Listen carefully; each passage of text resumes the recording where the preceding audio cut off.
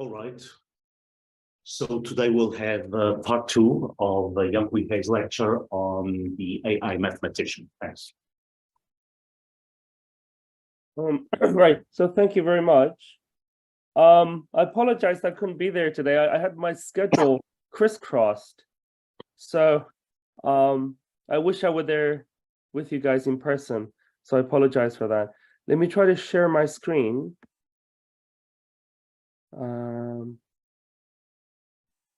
Do you see my slides?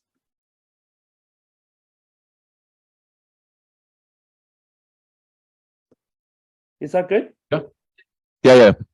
Great. So just briefly, a recap of last lecture. I talked about how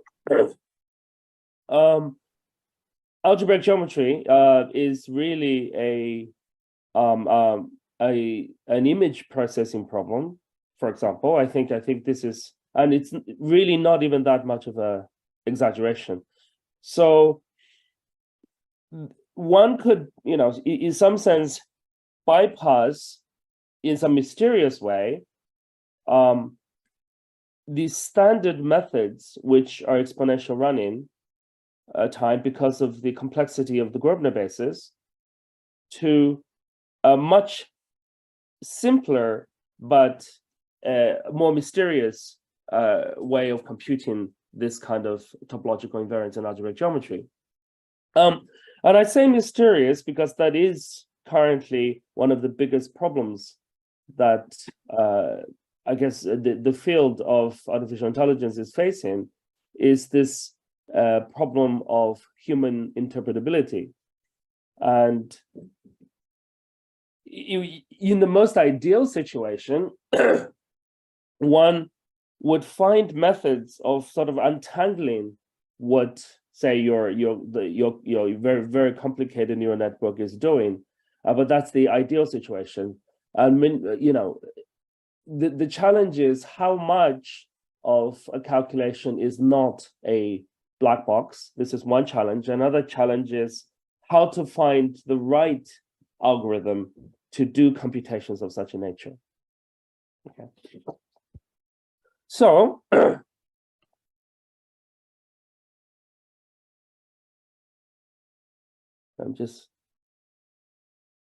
I see my friend Challenger has brought his CS friends, and so Challenger is a good friend of mine and a collaborator, and he's actually working very actively in this area of AI guided mathematics, and he's a local in Cambridge. So if you have questions, do ask him.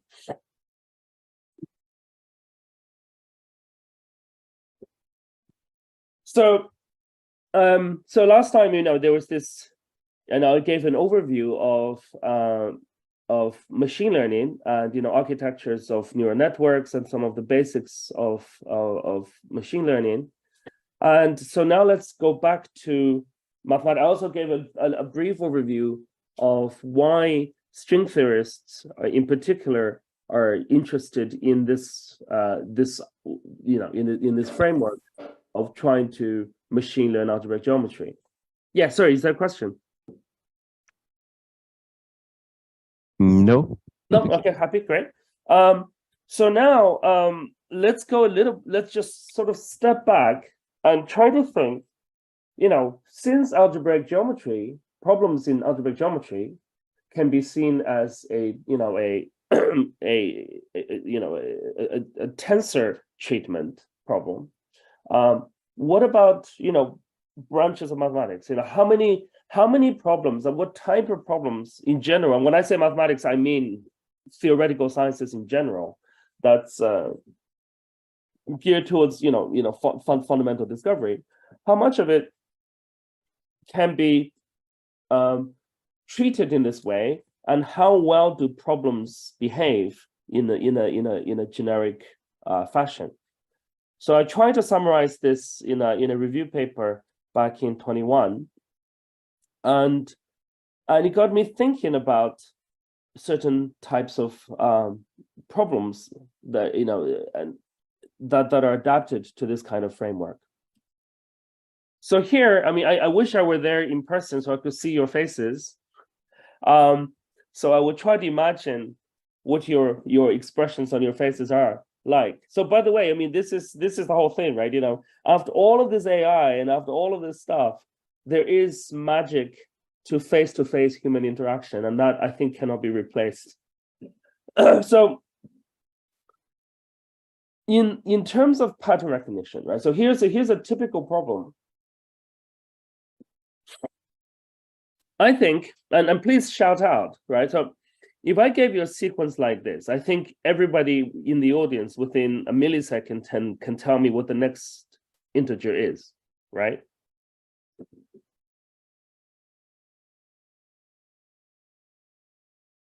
If somebody just shout out. Or 001. Yes. So that's clearly whether it's a multiple of 3 or not, right? What about this one?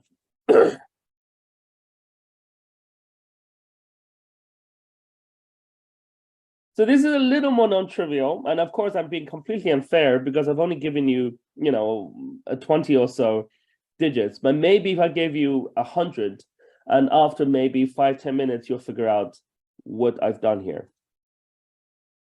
So this is whether an odd integer is prime or not. Right. So you probably would have guessed that. What the next one might be. The third one, and of course the third one is a little more hard, and I'm not going to ask the number theorists in the audience like my friend Kirwan. But if you're not a number theorist, you stared at this, it's not immediately obvious what the next integer is, even if I gave you thousands and tens of thousands. Okay, so what that is, it turns out, is the parity of the number of prime factors. So it's essentially what's called the Liouville lambda function, you know, up to some shift of -1. So in some sense, this is a very easy problem. This is a moderately hard problem. And this is a very, very hard problem for humans even, right? So if you step back and you would say, well, is it true that for a generic AI algorithm, say you take a feed-forward neural network, or if you take a support vector machine, or you take your favorite, I gave you a whole kettle, right? I gave you a whole kitchen sink in the last lecture of just random algorithms that you should apply to, everything from feed-forward networks to, I think my favorite ones were feed-forward networks, principal component analysis, and support vector machines that could identify and distinguish, right? So is it true that I threw these things at these 3 problems in a well-defined way? The machine learning algorithm would also find this very easy, this moderately hard, and this extremely difficult. Is it true? So, well, the first thing one would do to test this experiment is to find a good representation. So, and I'm going to go back to this idea of representation later in much more detail. So by representation, I simply mean, how do you represent in a meaningful way this data so as to feed as input to some, say, neural network. So one thing you can do, and this is not the only one, is to turn this into a supervised learning problem. Okay, and so what you can do is say you take, this is a sequence, right? So if you just did hard sequence prediction, and there are algorithms that do this, it might work. So a good thing for sequence prediction is a recurrent what's called a RNN, a recurrent neural network, where you sort of have a feedback loop to check what your previous input is that gives your output. But another very simple thing you can do is that this is is an infinite sequence of ones and zeros. So you can take a sliding window of a fixed size. So take this infinite sequence, and you take, say, a window of size 100, say, and the next sequence is and then you label this 100 vector with the next one outside of this box, this window. right? And then you slide along next one, and you label the next one, and slide and label, right? So what this problem now becomes in this representation, this sequence prediction problem becomes a problem of supervised machine learning of binary labeling of a binary vector. This is a good feature because this has lots of features. It has some repeats, so redundancy is usually very good for machine learning because you want to emphasize and repeat the inherent patterns. So this is called feature engineering in machine learning. So you get this thing, right? So you get saying, and then it's an infinite sequence. So you have infinite number of such windows, and each being labeled, right? And then you take so this is a binary, a two-category labeled binary vector classification problem, right? So now a very good thing that does this kind of classifier is a support vector machine. So this is a 100-dimensional space of points that each being labeled by a discrete category 1 or 0. And so a support vector machine is very good, as I mentioned that in the last lecture.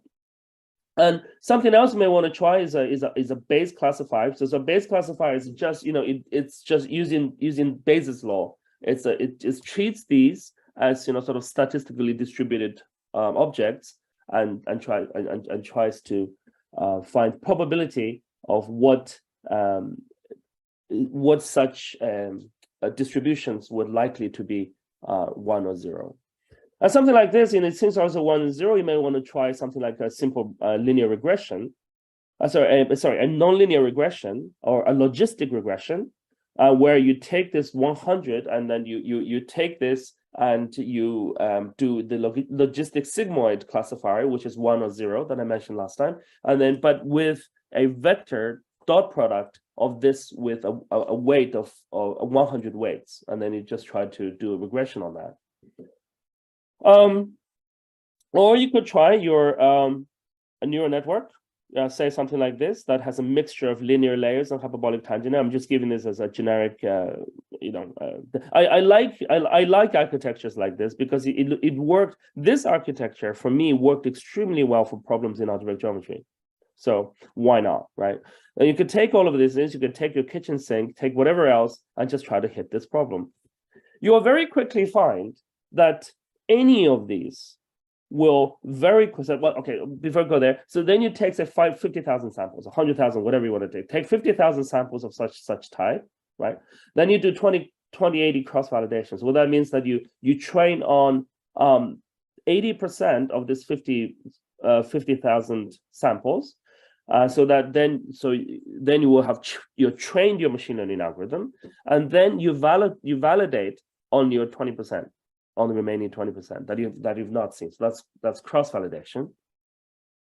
And then you record naive precision. So when the naive precision is just now you've trained your network to say 80%, or if you're more ambitious, train only 20% and then validate on 80%. Do whatever, or do 50/50. I mean, these numbers are just arbitrary choices, just to give you an idea. You record the precision. The precision is very easily recorded because your machine learning algorithm will predict for each vector of such a type of vector that it has not seen before. So that's the validation class. That class are again vectors that look like this, and they just don't you haven't seen such distributions of 1s and 0s before. And then you take one of these suckers, right, and then you predict whether it's going to be 1 or 0, right? But we know what the number actually is, 1s or 0s, and because that's what's being labeled in the actual data set, right? So the precision then is just the percentage of actual agreement of 1s and 0s, right, for given this actual test case. And then something else I like is called the Matthews correlation coefficient, which I think I briefly mentioned. I mean, it's just people use F scores or whatever. It's just things that you may or may not remember from Stats 101, and I certainly don't remember anything from my undergraduate stats class. But whatever it is, the Matthews correlation coefficient is essentially the square root of, it's a signed square root of your chi-squared. So this, you want this number to be as close to 100%, and you also want this to be as close to 1 as possible. So this is just it's a chi-square test, right? So you want this 2x2 matrix of ones and zeros to be as principally diagonal as possible. So that's what the MCC records. So fine. So our mod 3 problem, this is like 3 lines in TensorFlow, right? You take one of these and you feed it in, and you'll very quickly find, to test whether there's a multiple of 3, any of these networks or of these machine learning algorithms will get 100% accuracy in milliseconds and 100% 1.0 correlation coefficient. So that's great. So mod 3 is very easy. It is as easy for any generic neural network as it is for the human eye, and that's very simple. Because it's a linear problem, right? So a linear layer in a neural network will instantly detect that. So that's good, right? If you try this with a prime distribution, now I know some people may object to this, right? Because the prime distribution, the prime characteristic function, you're going to get increasing number of zeros, right? Because the primes are rarer and rarer and rarer, and they're rarer by x over log x. So you may want to do some balancing in the sense that instead of having a constant fixed size window, you want to stretch a window by a factor of log x over x just to compensate for the x over log x. So I tried that, and you get about 80% very quickly. It's not completely random. I don't really know why it's 80%, and it will be great if people can explain to me. Since this is, after all, there's number theory is a theme in this workshop. Is it really doing? Are these generic machine learning algorithms really finding the standard Sept methods by which we test prime? I mean, it's possible, but it seems like. But anyhow, this is just a preliminary experiment that I did.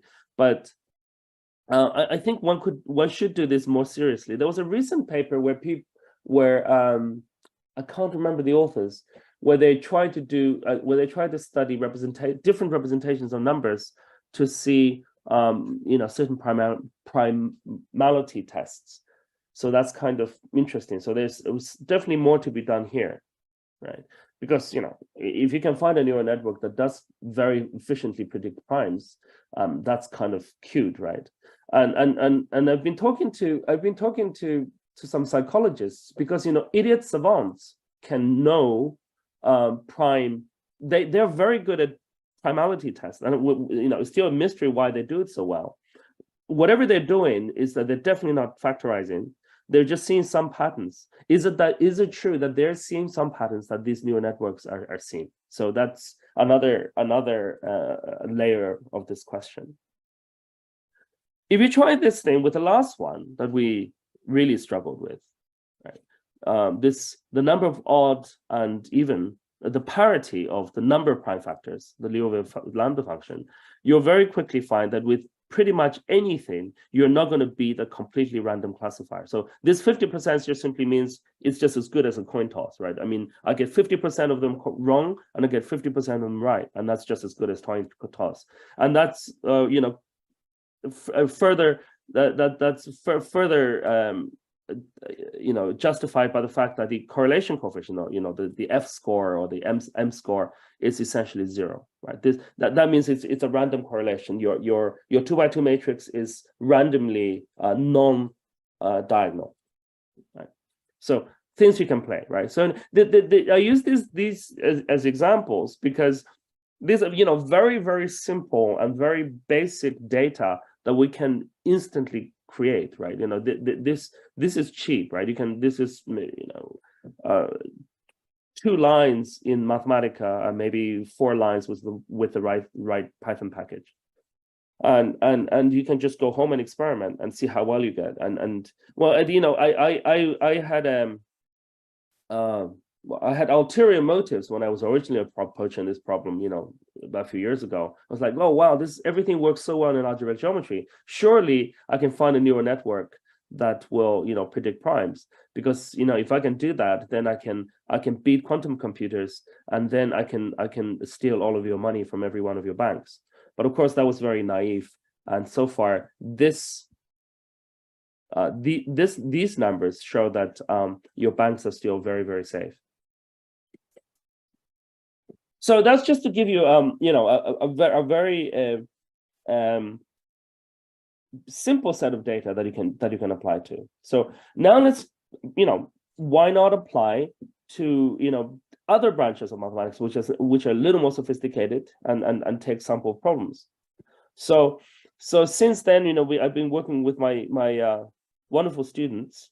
Oh, by the way, Ellie is on the job market right now. So if you have postdoc positions, hire her. She's great. JK and Ed have gotten their postdocs, so they're safer for the time being. And my wonderful collaborators, I think at least two of them are in the audience. I think Challenger and Qiuhuan Li are in the audience. So hello, thank you very much. So we've been exploring problems that come from different branches of mathematics. I'm putting physics into mathematics in the sense that it's theoretical data. So let's sample through some of these problems. So now I can get a little more speculative, because I can get a little philosophical, because I'm on Zoom and you can't punch me. So it begs the question, if you did these experiments, and I'm gonna go into some of these experiments in more detail, it begs the question: how does one actually do mathematics? I mean, what are we doing actually with this kind of experimentation? So that's why I've titled this, these talks as the AI mathematician. Well, I think there are three ways in which one does theoretical discovery. Right. The first way is this really goes back to the first method of doing mathematics. I'm going to do 1, 2, 3, right? So the first way I'm going to define what 1, 2, 3 are. This first way is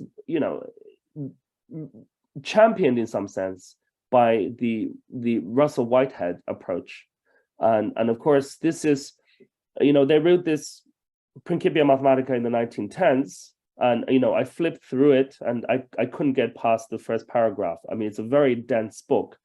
What they were doing is they were really inspired by Hilbert. Really, the Hilbert. We must know, we will know, and of course, this tradition really goes back to Leibniz and Frege, in the sense of they wanted to axiomatize mathematics and know everything of mathematics or of theory. From scratch, line by line. The reason that this program didn't really take off was because within 20 years, Gödel, Church, and Turing had their incompleteness theorems and undecidability statements, which means that you just simply cannot axiomatize mathematics this way, because within any order of logic, there will always exist statements which are simply not decidable, right? So that kind of killed this program, but it didn't. So this is the part I want to emphasize. It killed this program in spirit, but it did not kill this program in practice. So it didn't, because I like this wonderful quote by my friend Min-Young Kim.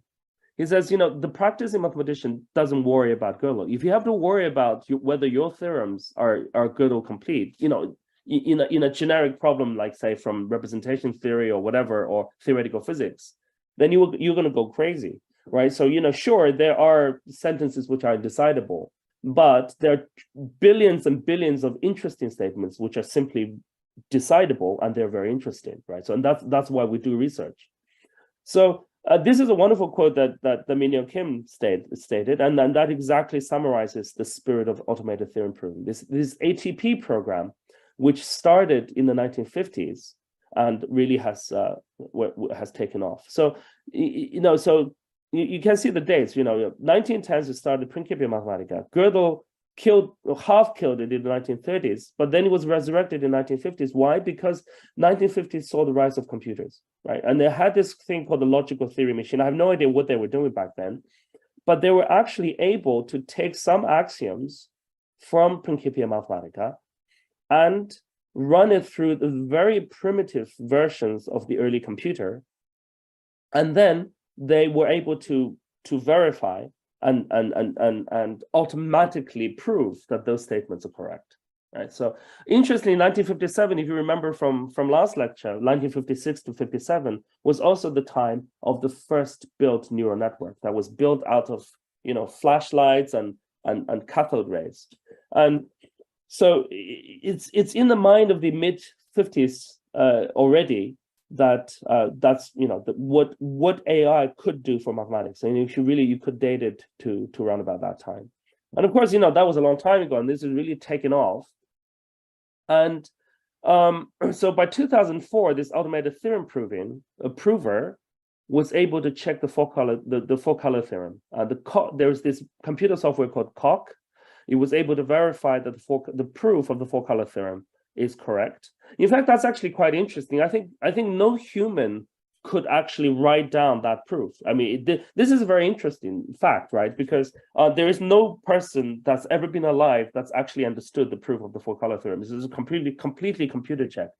I mean, to every single detail. And likewise with, and even more profoundly, the classification of finite simple groups. No person has actually gone through that entire proof of the 26 sporadic groups and all the exceptional classes, the infinite families, simply because it's the entirety of that proof is over 50,000 pages. I think Gorenstein recently summarized that proof. So this is we've already reached the point in mathematics where it is inconceivable for humans to actually digest an entire proof of something as fundamental as, say, the four-color theorem, or as fundamental as the classification of finite groups. So we're at that stage. And Kevin Buzzard, who is a big champion of ATP, and makes a very good point, and he said this in several ICM meetings, that the future of mathematics has to be done in conjunction with ATPs, there's no machine learning here, and I'm going to mention how machine learning can help with this later. But just it is mathematics or theory has already evolved to the point that it is not possible for humans to digest, and this is we're just at this cusp, and it's going to get worse and worse and worse. So Szegedy, because he's from DeepMind, he makes this plot on three data points. He says, humans beat, AI or computers beat humans in chess in the 90s, and beat humans in Go in 2000s. It will certainly beat humans in proving theorems by 2030. I have no idea how he got this number from. And I think most people like Kevin Buzzard and Davenport actually disagree with this number. This is a very, very, very optimistic estimate. But whatever, but it will be there. This number is a finite number, right? At some point, it will be better than us improving theorem. But we're safe for now. At least just talking to this ATP. I'm not involved in this ATP program. I'm trying to learn Lean a little bit, and I think, it's very promising, but it's certainly not as optimistic as 2030. So. This kind of mathematics, I like to call this mathematics bottom up, and it's to borrow sort of an expression that physicists like to use. This is sort of bottom up mathematics. You're building mathematics and theoretical physics line by line from the bottom. It's not immediately obvious how all of these AI algorithms that I mentioned earlier can help with this, right? Because there's no statistical inferencing involved here, because the ATP program is about writing everything line by line. Nevertheless, and I'm going to go to that when I talk about the third part of how we do mathematics, that I believe that this community is beginning to use methods of machine learning to help speed up this ATP, in the sense that of course the statements are rigorous. There's no fuzziness to it, and the logic is rigorous. But how you find the right pathway towards the right set of sentences towards completing the proof, now that is where the machine learning will definitely come in. And I don't have references for this because this is just still in the air and people are talking about this. And I think it's certainly a very, very interesting way to approach this problem. Yeah, I've got a very stupid question. Yes. So I don't know much about type theory. So what do incompleteness theorems and type theory look like? That's a very good question, and I have absolutely no idea how to answer it. I apologize because I also don't know about type theory.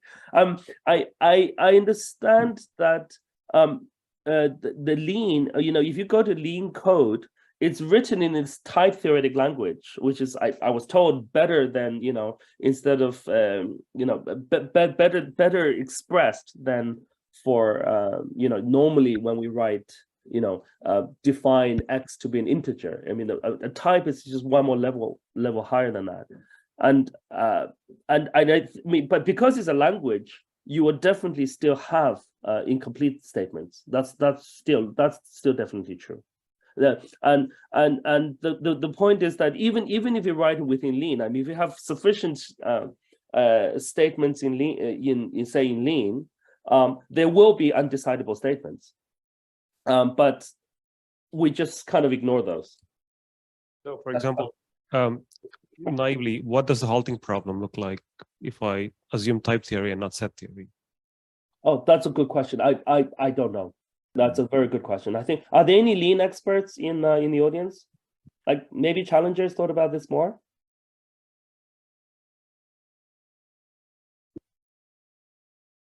No.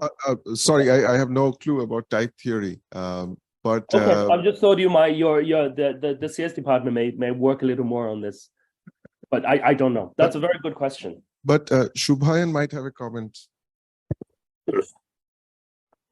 Well, with the incompleteness theorems, for practicing, you may not think of it much as an issue because, like in the complexity theory classification of these problems, you have the scope of undecidable and decidable problems. But then one could, the moment you write down and instantiate a problem, they do become very much decidable. Now you could quote John von Neumann at this, who says, if you can give me a problem that a machine, if you ask me to build a machine that cannot do something, I'll build you the machine that does exactly that. Or you could appeal to the complexity class P/poly, where it's sort of a non-uniform family of circuits. So that's a more Church-Turing approach, or going beyond the Church-Turing approach to resolving incompleteness. So the moment you instantiate a problem, there's a good chance that the problem you're dealing with is no more undecidable in that way.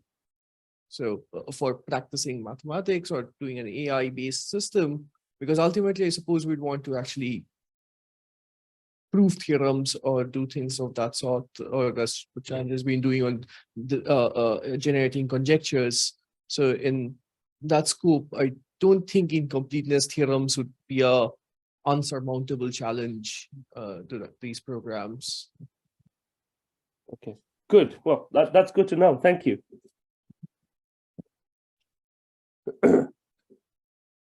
So now let's go to how do we do mathematics the second way. I mean, of course, I don't mean these are definitely not disparate ways of doing mathematics. It was just there's another approach of how do we do things, right? Because this is bottom up, and you do run into problems with incompleteness, but nevertheless, the ATP program has not been scared at all by any incompleteness statements, and it's forging ahead and has produced extremely non-trivial results, right? Like these.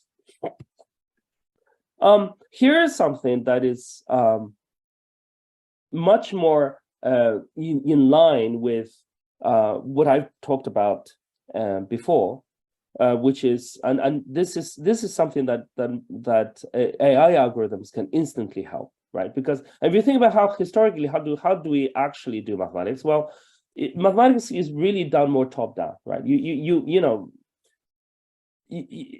there are countless examples, right? Euler was doing calculus long before analysis was formalized, right? He didn't worry about convergence, right? He was just playing around with data, and and of course Euler produced the most profound mathematics, right? And algebraic geometry existed long before Bourbaki, right?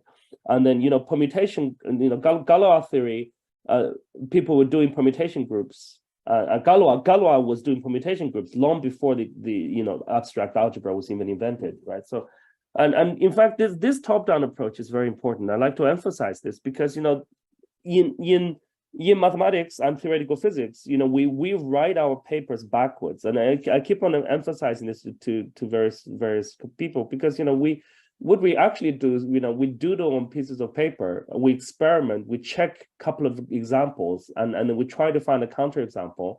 And if you can't find a counterexample, it's probably right. And then you go back and to try to formalize it with definitions and lemmas and calculations. But most of mathematics research actually begins with intuition and experimentation. So this bit is clearly helpful by AI, and you can sort of go, top-down mathematics. You can sort of go under the rubric of AI-assisted conjecture formulation. So that's something that Challenger and I have been working on, and Challenger's done this very nice recent work on the space of conjectures, and of course there's this the very well known DeepMind collaboration on how AI guided them with certain intuitive ideas. And I'm going to mention later a work that I'm more familiar with, and that's joint work with Ki-Hwan Lee on how AI guided us in this kind of intuition that we built in a problem in number theory, which is more adapted to this audience. So again, I'm gonna ask this question, and I think many of my friends have heard this this joke, so I apologize to them if you haven't heard this. What is the best neural network of the 19th century? Well, it's clearly the brain of Gauss, and the 16-year-old Gauss is already better than most neural networks that we have today. But so what did Gauss do, right? I mean, Gauss looked at this plot. So this is the number of primes less than a given real number x. This is a step function. And it zigzags, and he says, well, this is clearly x over log x. Why did he guess this? I have no idea. I mean, he did this. I mean, of course, with today's computer, if you look at this, right, and if you do a symbolic regressor on this data, you'll probably get this. I haven't done it, but I suspect you'll very quickly get x over x. But Gauss didn't have this, right? He had tables. In fact, he had to hand compute and extend the tables that were available to him at this time to make this conjecture, right? And he was able to guess x over log x. And of course, famously, the proof of this had to wait another 50 years before complex analysis had to be invented for Hadamard and Delaveyer-Toussaint to prove this. So this is kind of very strange that Gauss had this intuition, right? And if you think about the famous BSD conjecture, that's also what Birch and Swinnerton did. That they, in a basement, probably in some basement not too far away from your current position, because those experiments were done in Cambridge. So, and that machine is probably still there. I have no idea, but during lunchtime, you guys can go and try to find where that machine might be. But it was an early version of a computer in the 1960s where they just simply plotted ranks and conductors of elliptic curves. I don't know how they got that data, but they were able to get lots of that data, and they were able to make one of the biggest and most profound conjectures and statements in mathematics, which is still open, and there's $1 million price tag to this. But they did it by experimentation, right? So this is very much of top down, right? So we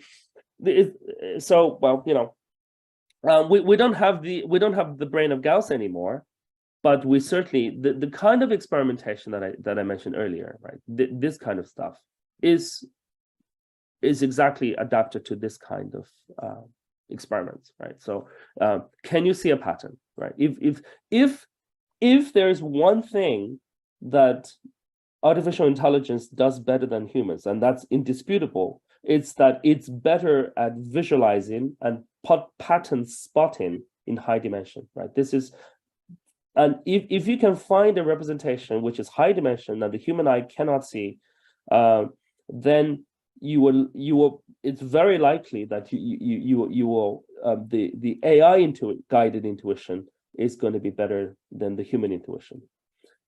That said, I'm going to go back later and say, well, we're certainly not at that stage where you just feed some data and then the computer is just going to discover stuff. We're certainly not at the stage where, you know, you're just going to feed a statement and have an AI system automatically find a proof. So certainly not by 2030. And we're certainly not, we're still not quite at the stage where you feed some random data and the machine will spit out the most interesting pattern for you and raise a conjecture about that. We're not there yet. But I think whatever that date is going to be sooner than this date, right? So they're different levels.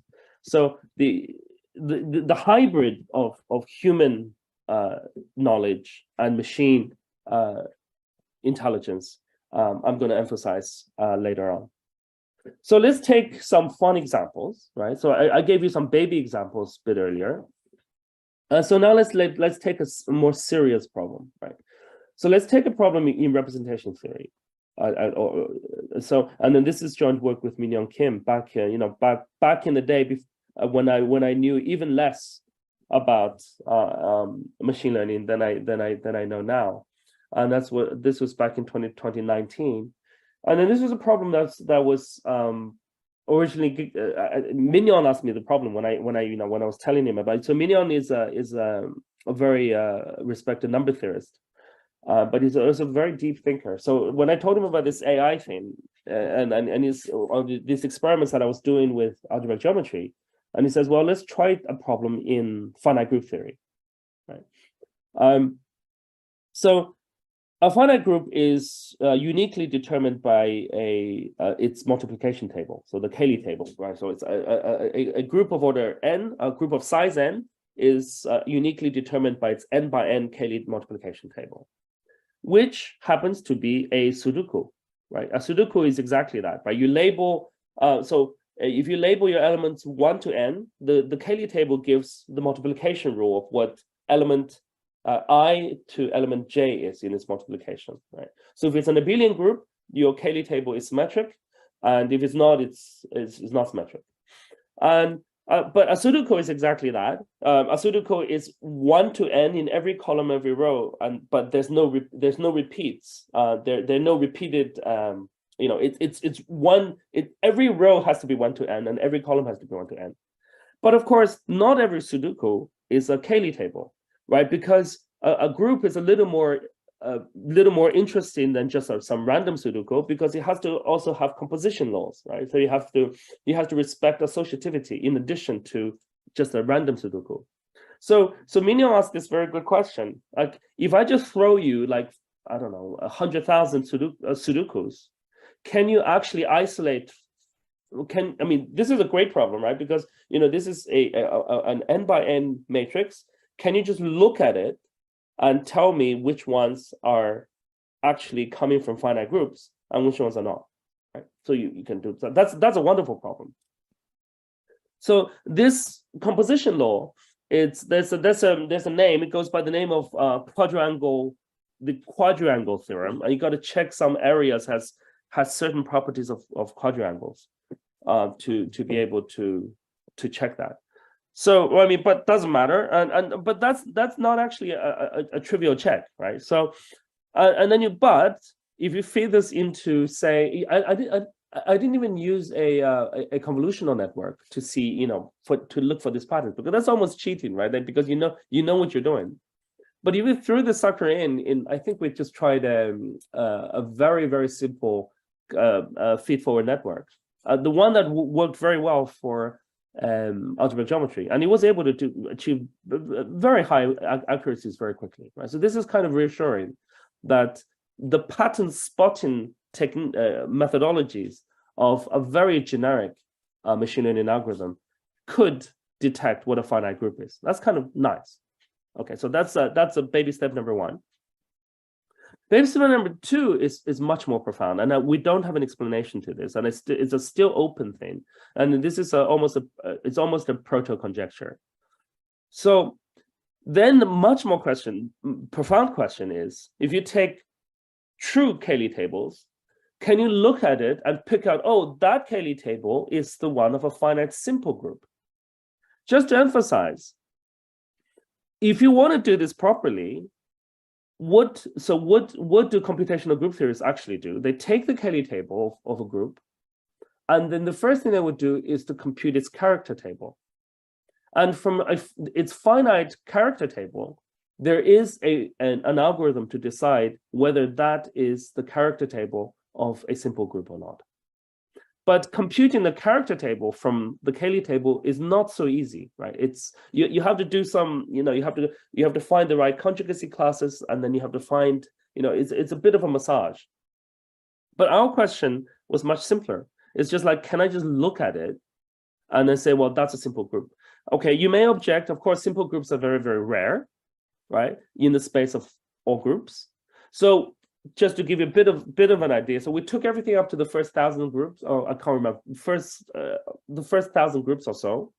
Then each one of them has a Cayley table, and of course, any permutation, simultaneous row column permutation of a Cayley table is that of the same group. I mean, it respects that. So now, if you only have 1,000 groups, you can very quickly get n factorial more by saying, oh, well, these are equivalent as well. And then if you do more permutations for the simple groups than for non-simple groups, you can get a more, what we call a balanced data set. So now you have as many pictures that look like simple groups as there are non-simple groups. So this is another feature engineering called, what do they call it? Data enhancement. So fine, and then you got this 100,000 matrices, and of course you also need to pad them by zeros, because groups of different sizes are different squares.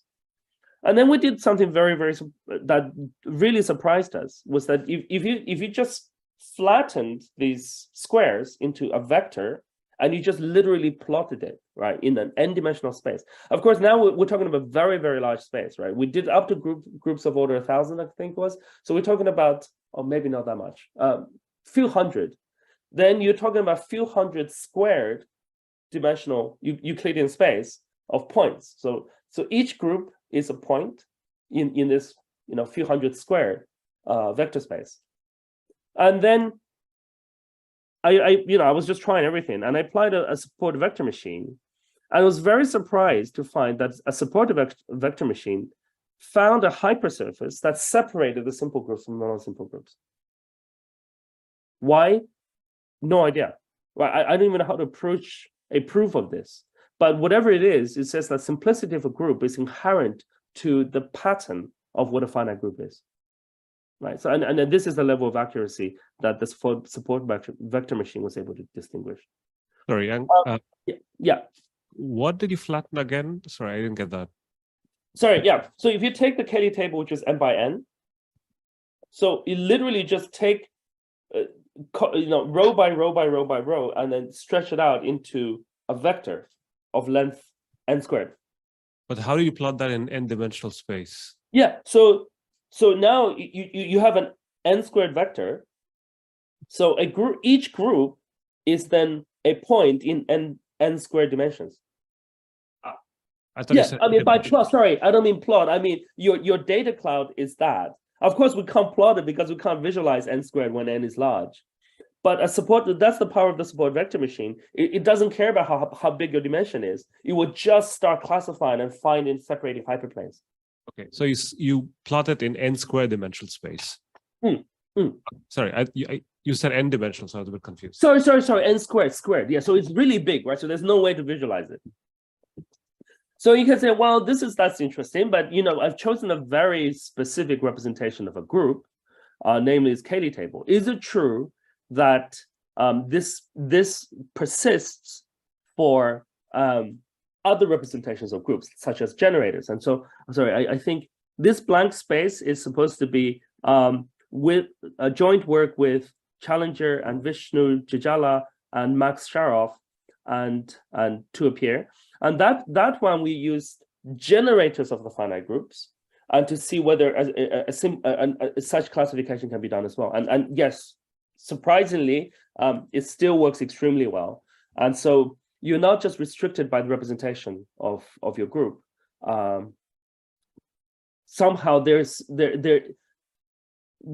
should be a deeper statement. So this is kind of nice. So right, because this is back 4 years ago. This is a wonderful example of really an AI assisted conjecture. But it's not quite a conjecture because it's not precise enough to be proven. I mean, what do you do? I mean, it is a conjecture in the sense, yes, there is a separation, and I can't even give you the equation of this hypersurface.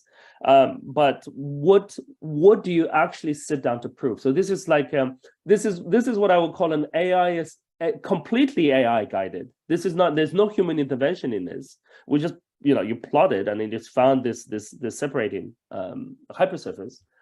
This is what one might call an AI-assisted proto-conjecture formulation, right? So there's certainly a lot more work to be done. Sorry, yeah? Oh, I have a quick question. Yeah, please. So there's a hypersurface separating them. So it's not like the simple groups correspond to points that lie on the hypersurface. They're just on, it splits the square dimensional space into two connected components. Absolutely. And they lie. Exactly. So, okay, my question was, I know you don't have like the equation of the hypersurface, but have you tried like standard, families of simple groups, say like AN and at least 5 letters, like for those, would there be like an explanation why you would at least intuitively expect that those should be on one side or?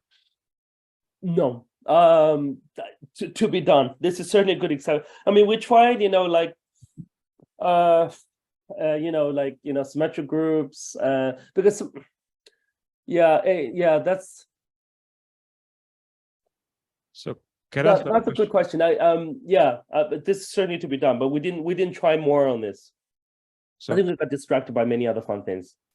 So Yang, I have another question. So let's take my favorite finite group, which is the monster group. And, if you look at the quotients of the monster group, you have other finite simple sporadic groups as well. Yes. Is there any sort of in this n squared dimensional space, is there like a metric or something that tells you how far away from the monster data point you need to find like a Conway data point or a Matthew data point or something like that? That's a very good question. I don't know of such a metric. Yeah, this the sporadics are a bit sporadic, so they're not enough of them to get But nevertheless, if you just want to focus, I mean, certainly you can't do the Cayley representation of the monster because we don't have enough atoms in the universe. But the character table of the monster is not big at all. It's like about 170 squared. So maybe that's a good representation of the monster. This is a good suggestion because, like, how would you represent them? You can't represent it by Cayley table. You can't represent it by generator. The monster group is 2 generated. But the smaller size, of course, of that generator is 196,000. So that's also too big. But maybe what you can do is to write, and this is what I thought about with Mignon, and I think I also talked to Challenger about this, is like maybe you can write it in terms of the presentation of the group, because the presentation of the monster group is only about a line. Like, it's just like, R, the 2 generators is like R squared is equal to, I don't know, whatever, and then and that. And then maybe you can, if you write that, that may be a good representation to try. Or presentation to try, no puns intended, and then you list that and see whether you can build up. So I mean, what I mean is that this vector space now becomes much smaller, right? Because then you just have to find an efficient encoding of the presentation. So yeah, this is certainly something you can try. Yeah, I wish I were there in person so we can try it over lunch. But yeah, I completely confused my schedule, so I had to be in Oxford today, later in the afternoon, so I wouldn't be able to make it. But I will be back in October, the first week of October, that for a few days, and hope we can do some experimentation together. Other questions? Hi, Yang. Just making a couple of comments about the follow-up work that you were mentioning. Yes. So in the follow-up work, what you did is because finite simple groups are two generated, Yes. asked a neural network this question that given a presentation of these two generators, is the resulting group simple or not? Yes. We looked at a certain, we made several simplifications to simplify the exercise. And although the machine learning paradigm was able to predict with a certain amount of accuracy whether two generators correspond to that of a simple group, what was more interesting was not the accuracies involved, but the fact that we could extract a statement about the generators themselves. Yes, indeed. Absolutely. Yes. Yes. That's a good point. Yes. Right. So should they correspond to generators of simple groups, we were able to make a statement that that restricts their properties. And yeah, so what I wanted to mention. Yes, we need to type that up and put it on archive soon. Yeah, we need to hunt each other down. Right. So how am I doing on time? Okay, so 30 minutes. Okay, it's good.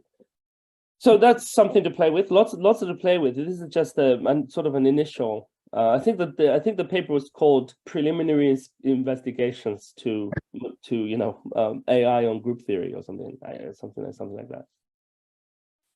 And another one. So that's example one. Example two. Let's take one from combinatorics. And this was about 3 years ago. I'm very happy that Yao was involved, because Yao is Yao. So Yao says, this is a great thing, AI for mathematics. And then he just goes to the government and says, I need 10 to the n, where n is a large number, 10 to the n RMB to build me a new institute. And because Yao is Yao, the government says, fine. And so there's this new institute called BIMSA, the Beijing Institute for Mathematical Sciences Application, was just founded January. The opening, I think the official opening was earlier this year. So within 2 years, they built him a new institute, right? That's right. So this is 2020 when we're talking about this, and 2020 now it's 2023. So within 3 years, they actually built him a new campus, and this is the kind of efficiency we love. We hope that all mathematical research can be done this way. So I encourage everybody to visit BIMSA, and a big component of BIMSA is AI for mathematics.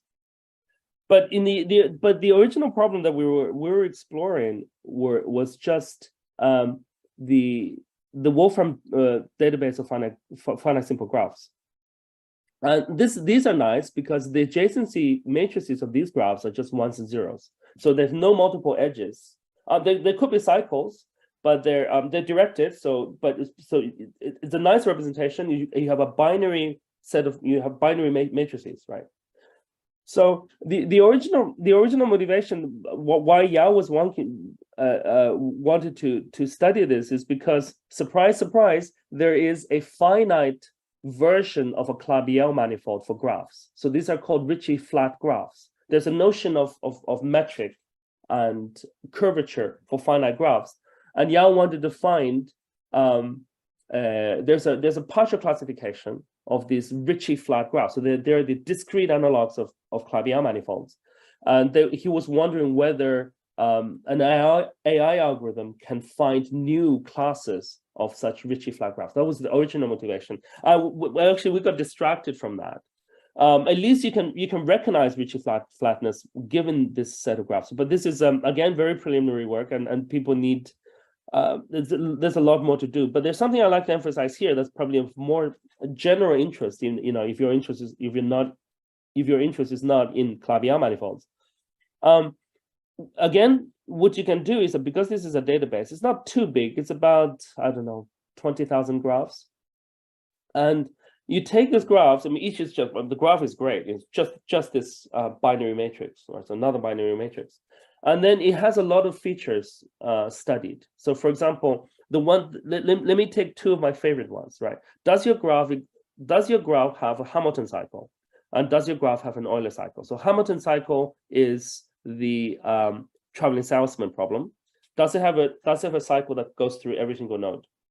The Euler cycle problem is the bridge of Königsberg problem, which is, does there exist a cycle that traverses every edge exactly once? So this one, so you try this, I mean, because they're labeled, right? They're labeled by does there exist or does there not? And you can do this cross-validation. It's exactly the kind of experiments I was saying before. It's not too good. It's about 80%. It's about the same accuracy as primes. It's not great in testing. Whether the non-existence of cycles, you can get very high accuracies, but the existence of these two is okay-ish. Two remarks about this, right? The Euler cycle solution problem is actually polynomial time, right? So as Euler's student came up with an algorithm that solves whether the bridge of Königsberg problem can be solved in polynomial time. The Hamilton cycle problem, of course, is traveling salesman, and that's famously NP complete problem. Okay?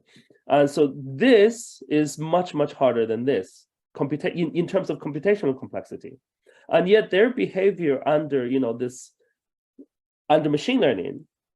So I think you can use pretty much, and you can use a simple neural network structure to get this kind of accuracy. Of course, if you use something more fine-tuned, like graph, there are these classes of neural networks called GNNs, which are graph neural networks, which are adapted to finite graphs.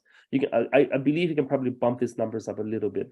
But what's interesting is that they're not too different in terms of their behavior. A polynomial time complexity problem is about the machine is guessing as well as an NP complete complexity problem. And so so this is kind of interesting, is that the behavior of a machine learning algorithm is not detecting computational complexity. Right, it's just stochastically solving traveling salesman, and I know there are papers that stochastically solve salesman. Given a graph, they're now very good algorithms, which can tell you, with certain confidence whether you're solving the traveling salesman. So that's the remark I wanted to make. Right, happy. And this is people really should just download this database and play more, because I haven't seen much more work done on this, and this is such a simple data set, and you could just play with it, go crazy, and it's just awesome. So I'm going to skip about some of the other things, and let me go to my favorite thing, which is experiments in number theory. So, I mentioned earlier, right, this prime prediction thing was, you can't do very well, right? This, in fact, this Liouville lambda was something that Sarnak proposed to DeepMind maybe a couple of years ago, and DeepMind wasn't able to find anything meaningful, as far as I know, as far as when we were talking to Sarnak. So fine, okay. So hard number theory problems are hard, and this then back in 2019, I joined forces with two data scientists, Alessandretti and Baron Kelly. So why don't we try to say what machine learning has to say about the BSD conjecture? Of course, you're saying you're like, why don't you try the Riemann hypothesis? Well, the Riemann hypothesis is very difficult to machine learn because the data is. The data is too simple, right? There's not much you can do, right? It's either on the line or not on the line. I mean, and we have the first 10 billion points, and on the 1/2 line. Well, that's it. What else can you do, right? And I think DeepMind is working on this, and I think they're running into a similar problem. Like, what can you say about it? Like, you need a little bit more depth to this problem. So we were trying, but the BSD is a bit better in the sense because there is this wonderful data set called the LMFDB, this website called, I don't know where this LMFDB, Sorry, which is, quick comment. yeah. In principle, there are open problems related to the distribution of pairs of zeros on the critical line. So these are Montgomery pair correlation conjectures and study moments of these things. So that is something you can easily play with because you still have a lot of data for this too. That's true. No, that's fair. But but we know that's a semicircle law already. But I guess you can play more. But yeah. But for example, there is this. I don't know about the Riemann zeta function, but you have for other L functions, you have the Kaczmarek type arguments where at some point you're expected to either change the random matrix whose distribution of eigenvalues of whose distribution mimics the zeros of these L functions. So finding out where that point of transition is, for example, from GUE to GSE or something, that is something that you could try doing as well. Yeah. But one would have to do this for machine learning, for L functions. Right. So you're reading my mind, and that's exactly when I joined forces with Qiuhuan Li and Tom Oliver, and then later Poznikov and Sutherland. And that's exactly the kind of experiments we're doing now. Is various aspects of L functions. I'm going to get into that in a minute. Yeah, that's a good point. So back in the day, I'm an amateur number theorist, and these guys are data scientists. So we initial naive attempts on machine learning any aspects of the BSD conjecture, even with something as powerful as so the LMFDB is for those who don't know, is the L functions and modular forms database. It has something like 10 on the order of 10 million elliptic curves over Q. It has it's a very wonderful database, and it's and Andrew Sutherland is one of the key players in getting this set up, and it's interactive and it's fun, and it's just wonderful. And the reason is I want to say a naive attempt didn't work, and that's exactly what I want to get into, is that we're not at the stage of pure AI discovery yet. I mean, we really need a human interpretation. I mean, in order to have hybrid human intuition, you really need experts. So instead of joining forces with data scientists, so here's an amateur number theorist, and then these are complete non-mathematicians. You can't really get much out of it. You get some nice features, but nothing great. So, but then you talk to what Philip Candelas would call a card-carrying number theorist. So these are card-carrying number theorists, and that's exactly the kind of experiments we were doing. In terms of like say, can you isolate curves that have complex multiplication? What can you say about the Sato-Tate conjecture, and what properties of number fields? And then you're getting very, very high accuracies because you have a human guide. I won't bore you with the details of this, and Qiuhuan is in the audience. You can ask him about this and about this experiment. But I would like to emphasize one thing that we did, which was very exciting to us, and that's the memorization behavior. So the audience is mixed. So let me just give just one liner about elliptic curves. So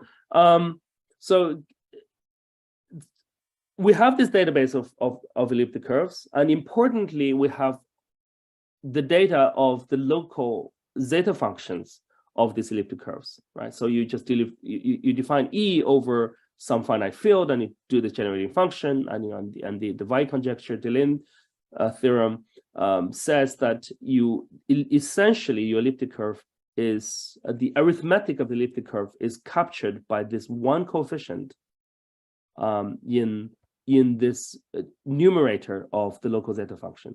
Qiuhuan gave a wonderful introduction to all of this in his lecture a couple of weeks ago. So I won't, I'll refer you to his expertise there. So how do you machine learn the BSD conjecture? So this is wonderful because so what I wanted to say is like here, right? We took the Weierstrass representation. So I think that's a question that Albrecht asked in Qiuhuan's talk, which was the first thing that people would like to do is to take the Weierstrass representation of the elliptic curve, which is a set of 5 coefficients, And if you do machine learning on these 5 coefficients, you're not going to get very far. So that's our take-home lesson from there. It's because this coefficients are huge. Especially if you work with elliptic curves over Q, that we're talking about, these coefficients are 10 to the 10 to the 10, 10 to the 20 integers. So not much feature you can get out of it. But nevertheless, and that's what I learned from Q1, from Oliver, is that, well, don't look at that one, but look at these AP coefficients, these Euler coefficients. And the variation of those are not that high. I mean, in fact, there's a theorem that says AP is bounded by square root of P, I think up to some normalization. So this vector is a much, much more interesting vector to study. So what we did essentially for most of these exercises is to look at these AP coefficients, which we know from deep number theory should capture the arithmetic properties of the elliptic curves.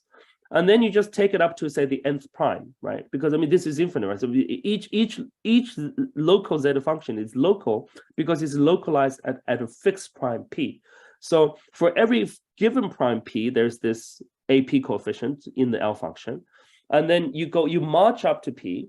So the first prime, A2, A3, A5, and so on. And then you get a nice vector. So our question is just like, here's a nice space to work in, right? This is an n-dimensional vector space of integers.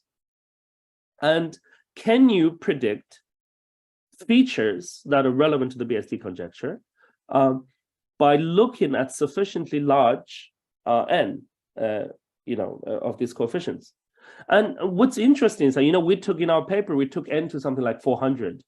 But then even if you shrink n to like the first 50 primes, or sometimes even 20 primes, it's sufficient to determine many, many nice features that are relevant to the BSD conjecture. So this is the hard BSD conjecture. The soft version of BSD conjecture simply says that the order of vanishing of the L function is the rank of the elliptic curve. So if you prove that, you already get $1 million.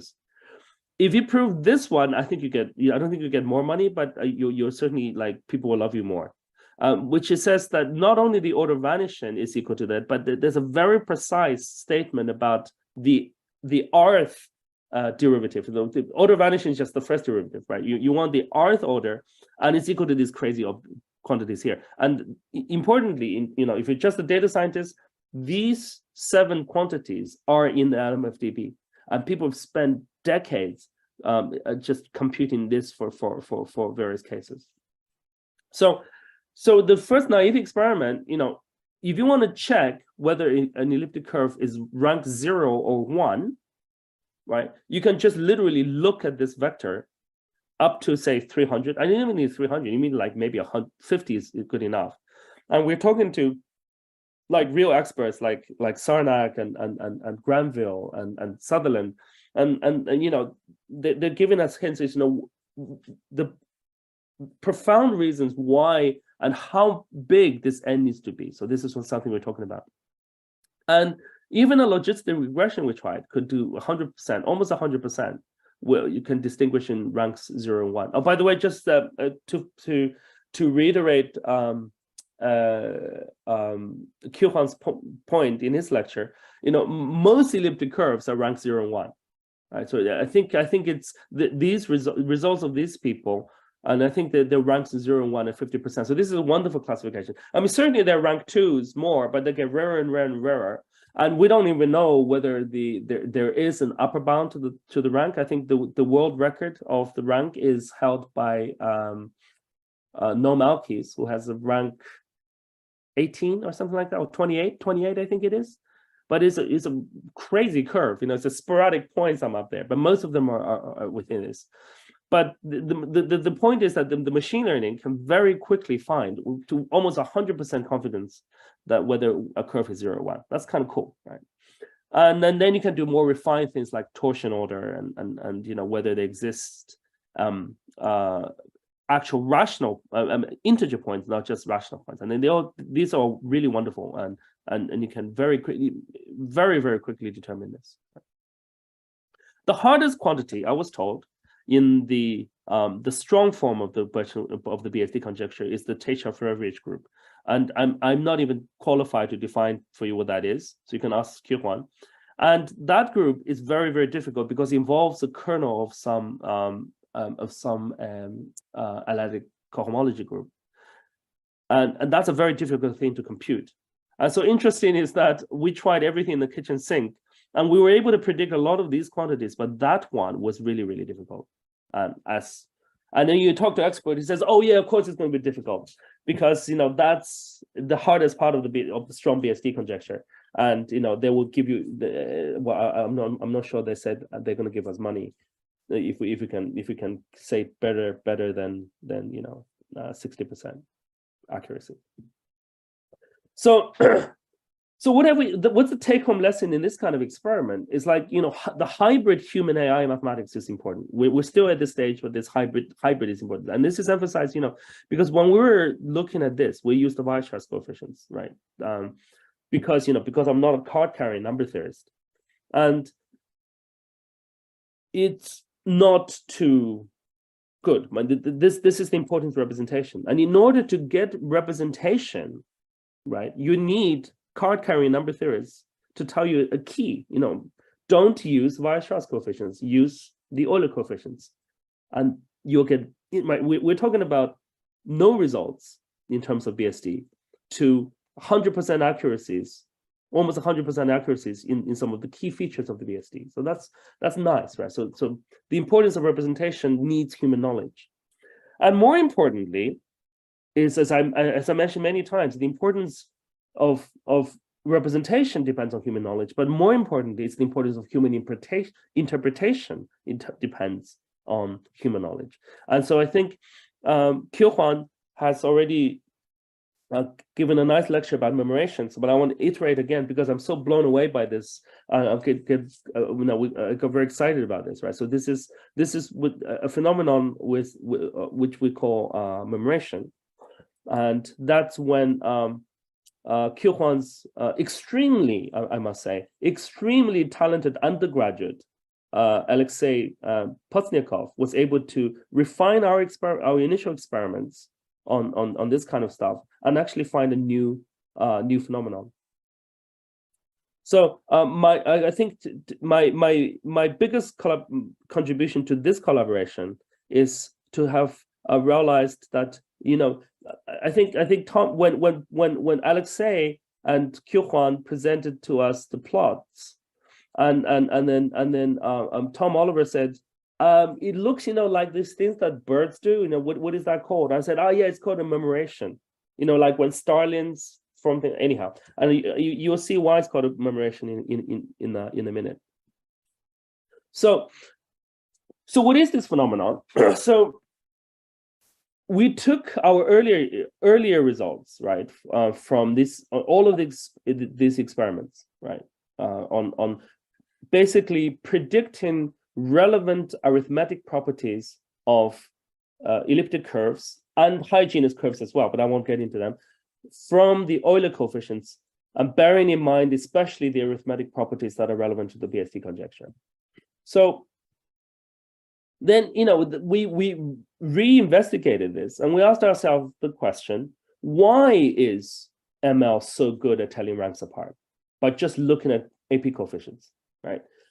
So this is a level up from what we were doing before, where we just, here's a classifier, it does this very well.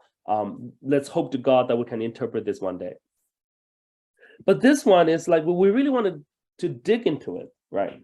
So we used a principal component analysis, right? This is a very simple problem, right? I mean, if you forget about all this fancy number theory, I mean, all it is we're talking about is like you take a 100 vector of AP coefficients. So this is, each AP coefficient, each isogeny class of elliptic curve is given by just this vector, right? So a vector of up to the nth prime, all right? So it's one elliptic curve, one class of elliptic curve, there's another one, and each one is labeled by its rank, right?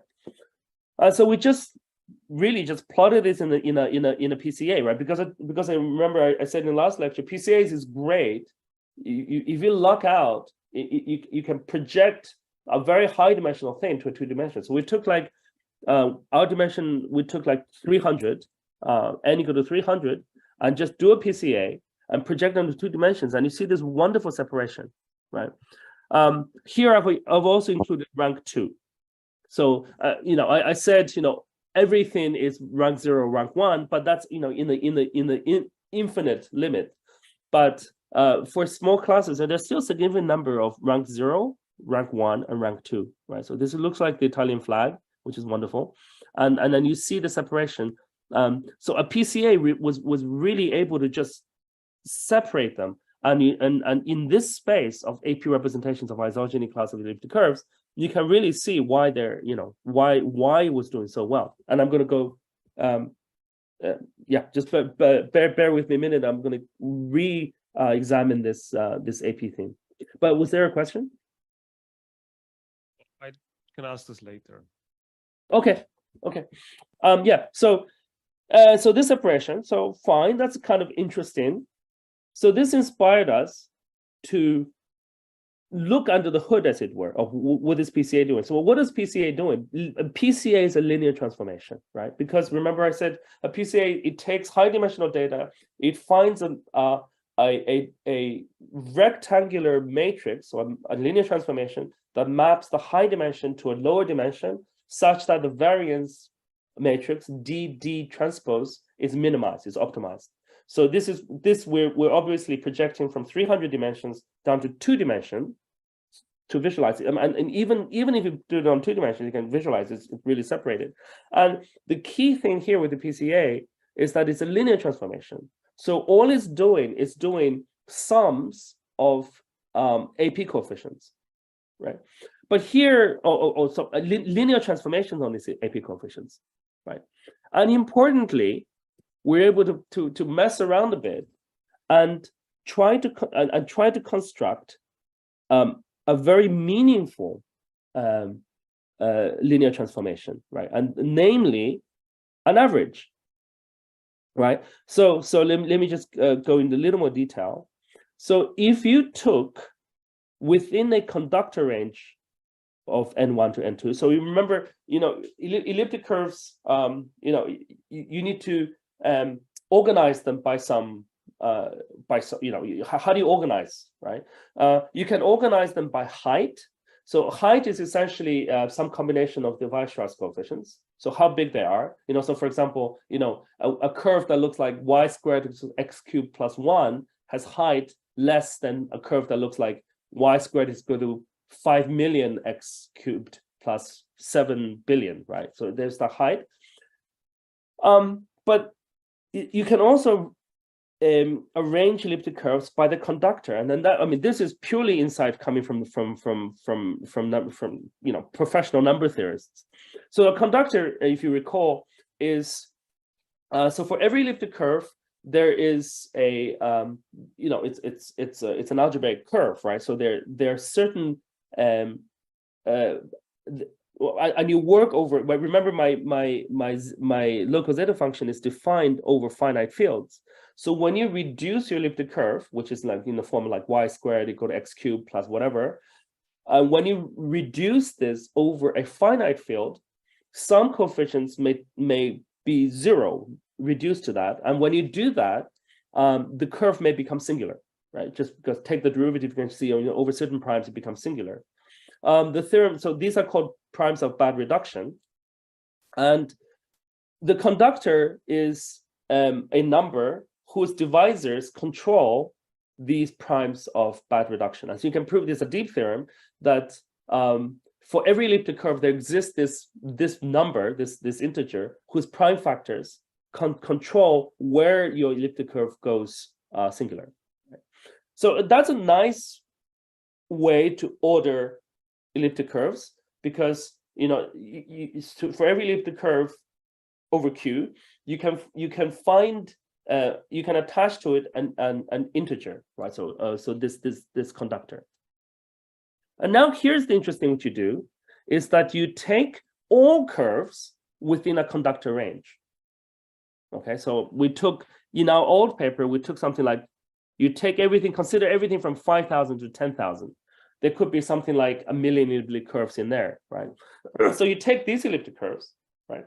And then you just literally find, so you average over the number of elliptic curves that are in this range, and average over, and then average over the AP coefficients. So so this is what's called a vertical average, because you're averaging over not over the primes, but over different curves on a fixed prime.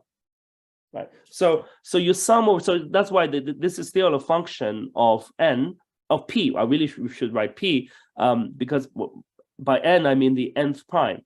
So your horizontal axis is the nth prime, and your vertical axis is what if you did this sum that's averaged over within a conductor range of all elliptic curves, and then you perform the sum and plot it. Right, so that's what these curves mean.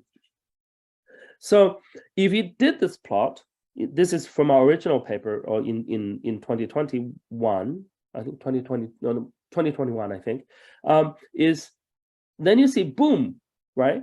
Because this is sort of the time series representation, if you wish, of this PCA splitting, right? And so if you plotted it, you'll see the rank, the blue is rank 0. So if you took all of the, you fix rank, right? So you take only rank 0 ones and you plot this average, it looks like this. If you took the rank 1 ones, you see everything in red. So that's why it's called murmuration, because this really kind of looks like, you know, the flight of a bunch of starlings. And if you plotted rank 2 ones, you see murmuration in this way. So it's kind of interesting, like this oscillatory behavior separates out even rank versus odd rank. So this is something that's called root number, as I've learned from Ki Huan and Tom Oliver. And so this is kind of nice. We did this and said, oh, well, that's a kind of interesting. Maybe this is a trivial, you know, it's a trivial consequences of, maybe this is a trivial consequence of BSD, or maybe a trivial consequence of Riemann hypothesis. We didn't know, but we just left this as a plot. But then when like people like Sarnak and Sutherland and Granville saw this plot, they were like, wait a minute, this is new. Nobody's done this plot before, and this is a truly a new phenomenon in number theory. So now here's a very concrete conjecture, right? So you take this function for an L function attached to elliptic curve, and you do this plot. Question: does it converge in the large n limit, and to what curve does it converge? Right, and then this. So here, finally, we have a very concrete, non-trivial conjecture. So this is interesting. I think people were talking about the so-called. I think Kevin Buzzard were calling, you know, can things pass the Birch test? The Birch test being, can an AI system find something that's truly non-trivial that, you know, that people will sit down to try to prove? And I think this is an example of something that's AI assisted.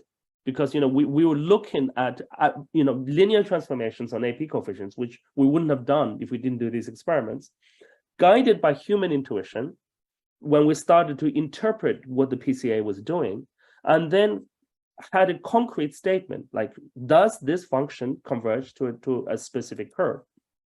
And so I think the current, I think Buzzard considers this one, because Kevin Buzzard is a number theorist, so he's also aware of the murmuration phenomenon. He says this is on the cusp of the Birch test.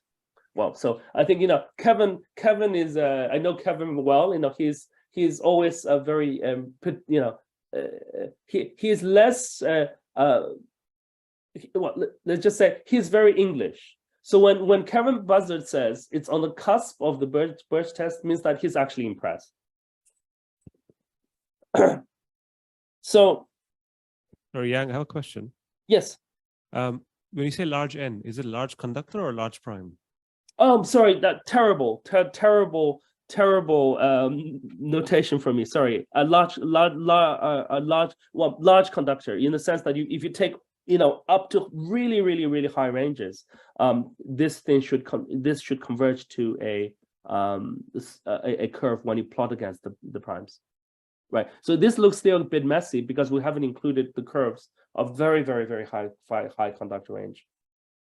And that will be the new plots will appear in the paper with Sutherland, which hope to God will appear later this month. And you can see, I mean, Drew Sutherland did, because he's the IMFDB god, sorry, the LMFDB god, and he could really push up to the really high conductor range.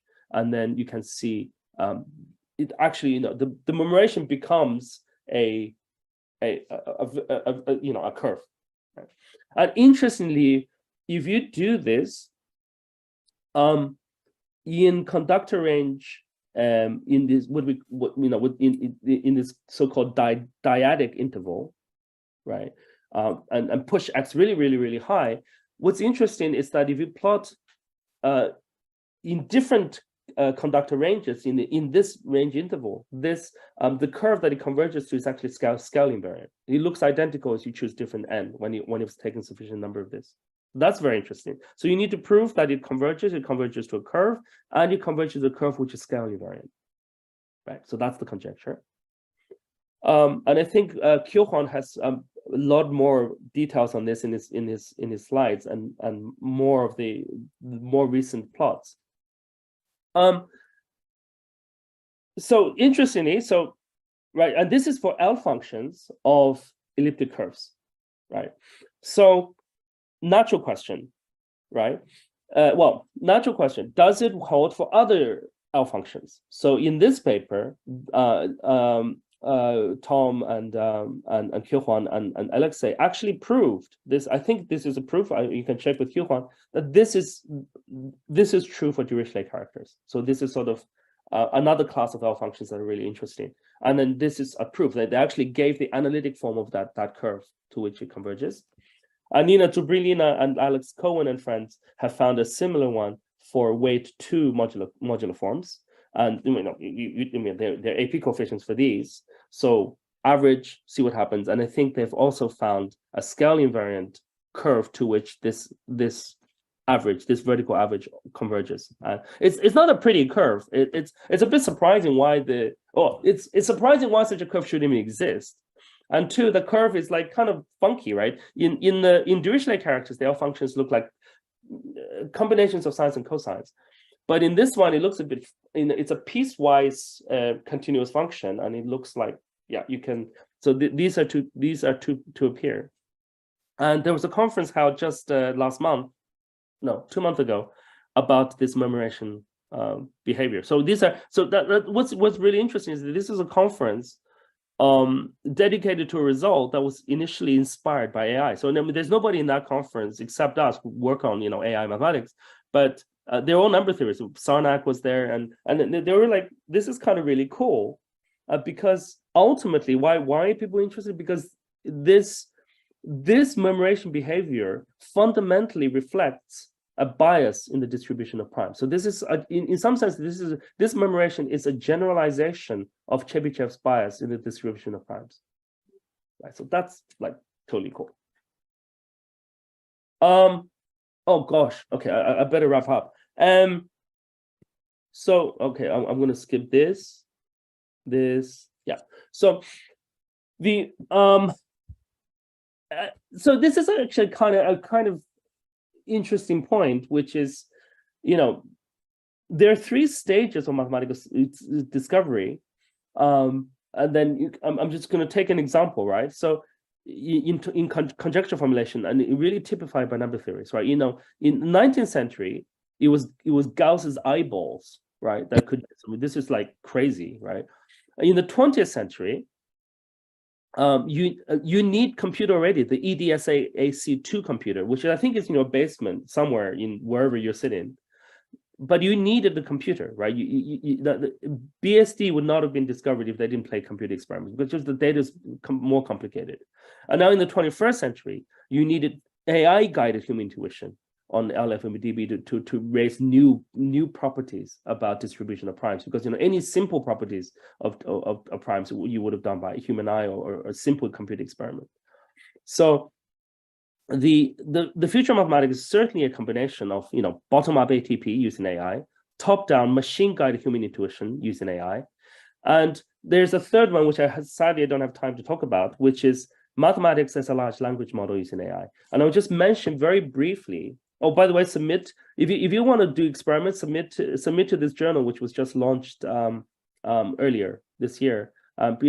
Basically AI experimentation in mathematics. Just one last thing. So this, I promised 3, right? Top down, bottom up. And the third way to do mathematics is meta-mathematics, right? This is large language model. We did some early experiment back in 2018 with Jijala and Nelson, which is like, how do you do this? Well, we have a database already. It's called the archive. So we download the archive and we actually try to do word-to-vec studies on the archive. Math is very difficult. I mean, the entire archive, if you want to do this as a LLM, basically ChatGPT for the archive. And I think you can certainly find new scientific discovery. But we couldn't do it because LaTeX, there are too many variations to LaTeX, right? And so somebody needs to do the groundwork by scraping off all of archive in a standard format. And I think it may not, I don't know if you have ways to suggest how to do that, but at least what we did was take all the titles, right? And that already was able to give us a lot of insight. Just taking 1 million titles from 6 sections of the archive and treating that as a large language model was able to already give like totally cool things like linear syntactic identities. This is my favorite one. String theory plus Clavier is equal to M theory plus what? Well, it finds the word is G2. That's kind of cool. So there's the syntax is already there as as a language for even at the title level. We only downloaded titles, right? So that was already kind of cool. So anyway, I think I'm terribly out of time. So I think that, and I did say the 3 ways to approach mathematics. So I think I'll stop here. Thank you.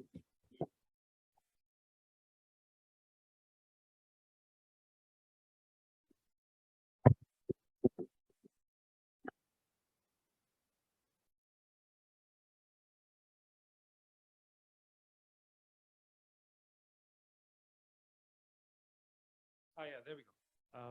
When you mentioned the relations with it,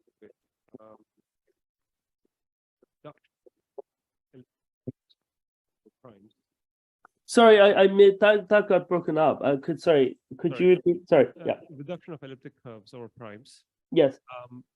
So is the ramification something that you put in by hand, or is it something that the machine somehow learns? So you mean whether you mentioned elliptic stuff. I'm talking about the points of tame ramification and wild ramification when you reduce elliptic curves. yes. Is this something you put in by hand, or is it something that miraculously also pops up when you do this? I can't remember whether we checked. You can ask Q Huang's probably sitting next to you. Did we check the ramifications? We just use the AP, but AP contains the information about the beta reduction. So Yeah. we don't do any other computation, extra computation. So it's all in the APs, which is kind of cool, right? It's and you don't even need that many of them. So as far as an elliptic curve, or at least an isogeny class of an elliptic curve is concerned, it's just a length 100 vector. I think even 50 would do, length 50 vector. Just the first 50 primes.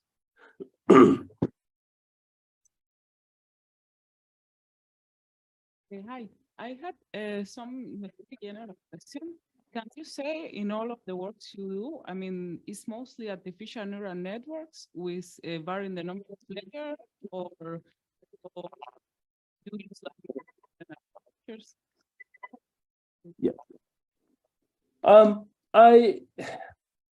My favorite ones are sport vector machines and PCAs, and fairly simple neural networks, feed-forward neural networks of just like 3 layers with hyperbolic tangent activation, and that really treated as a first go. Just try these 3, and they're really good. But of course, if you really want to improve your accuracy, you'll be really interested in like fine-tuning it, then more sophisticated architectures are needed. So for example, I think when we're doing let's see, which problem was this? When we were doing some of the cluster algebras work, to differentiate between, some graph representations of one cluster algebra, whether it's equivalent to another cluster algebra, we had to use more sophisticated things like a bit of convolutional work and networks, and some graph networks. But as a first pass, I think support vector machines, base classifiers, these are the standard ones, already gives you a good idea, right? So like, a support vector machine is not going to be able to tell the Liouville function. But a support vector machine could look at and distinguish rank very quickly. So